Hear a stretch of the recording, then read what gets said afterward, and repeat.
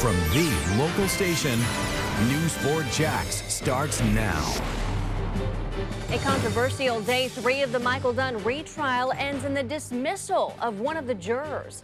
This is video of Jordan Davis's family leaving the Duval County Courthouse after an afternoon full of intense testimony, including from Dunn's former fiancée. Were you at all concerned with how much he had had to drink when you got in the car with him? No, not at all. Once you left the wedding, where did you all go? To the gas station. Good evening and thank you for joining us tonight. Some courtroom fireworks to kick off testimony today after a juror was excused from the Michael Dunn retrial. Juror number 4 was excused because of a quote in a Folio Weekly article that he made during the jury selection process. The controversy caused about a 90-minute delay in the murder trial this morning. Dunn is charged with first-degree murder in the shooting death of 17-year-old Jordan Davis following what prosecutors say was an argument over loud music at a Southside gas station in November of 2012. Our News 4 Jax crews are covering the very latest developments from every angle this evening. We begin tonight with Channel 4's Joy Purdy, who spoke with a prospective juror and former Folio writer who printed the quote. He wasn't chosen to be a juror on the Michael Dunn murder retrial, but he was hauled back into court this morning to testify before the judge. And what this freelance writer had to say actually got a juror dismissed from the jury.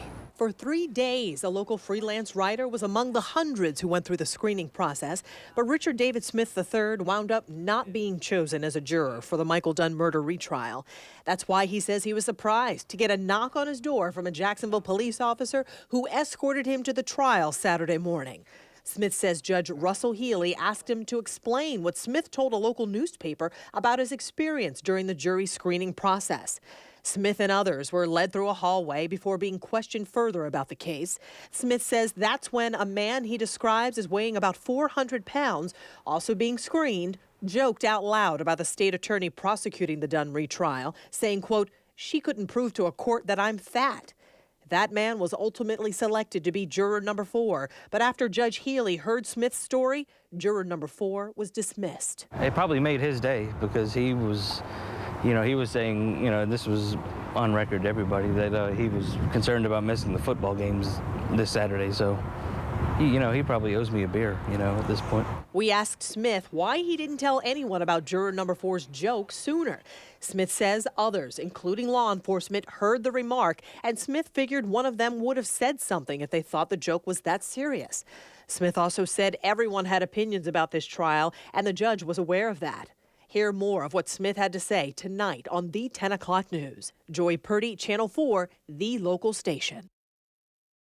Channel 4's Haley Winslow was inside the courtroom earlier today when all of this was unfolding. Haley, Judge Healy is known as a no-nonsense judge. What was his reaction to this today? Adrian, it was very different than what Smith just said in that interview. According to Judge Russell Healy, he said that the juror was excused. We had the Times Union attorney, George Gable, come in today and ask for the transcript to talk about what was discussed before the court started this morning. That's why we had that hour-and-a-half delay.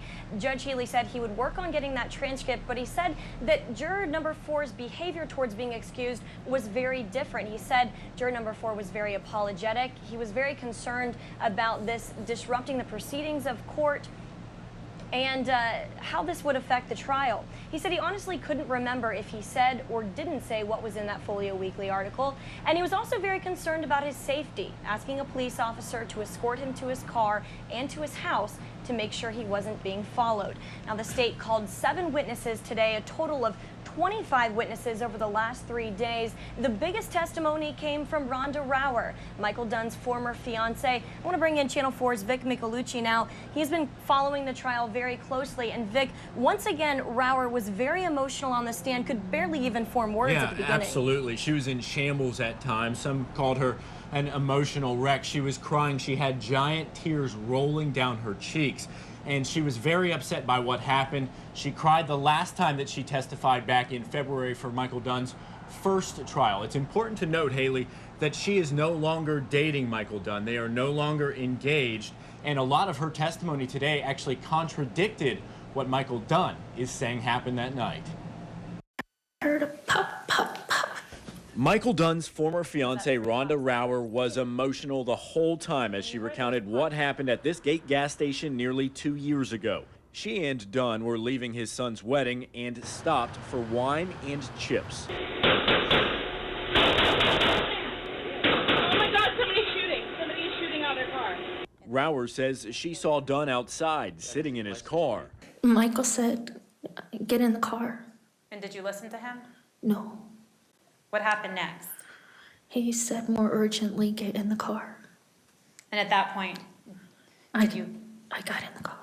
Rower told the prosecutor that Dunn put the gun back into his glove box and then they left.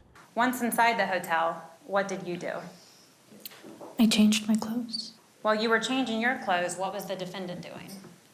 He took Charlie to go outside to go potty. Not only did he do that, Rower said Dunn ordered a pizza and made rum and cokes, but he never told her what happened and never called police.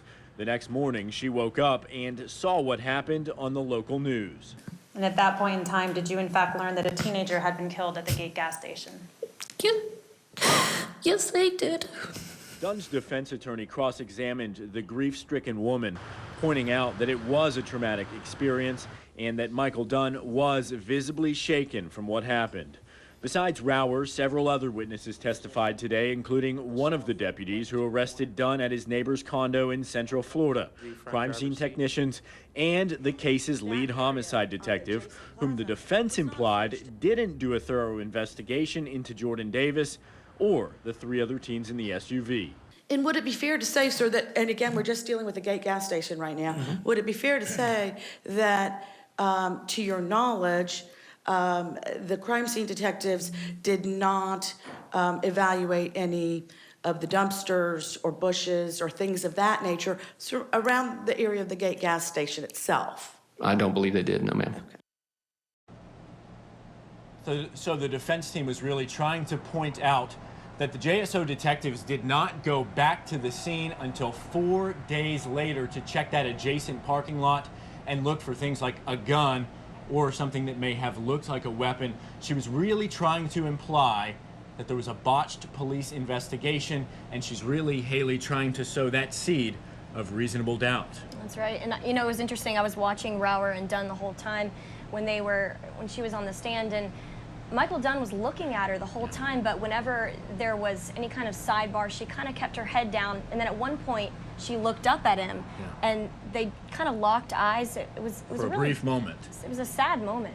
It really was. She was very emotional, crying a lot. This has obviously affected her life, and she's very upset about it. Yeah. The state is supposed to finish up its witnesses. They have 2 more to present on Monday, and then it will be the defense's turn. Reporting live from the courthouse, Haley Winslow, Channel 4, the local station. Haley and Vic, thank you very much from the Duval County Courthouse.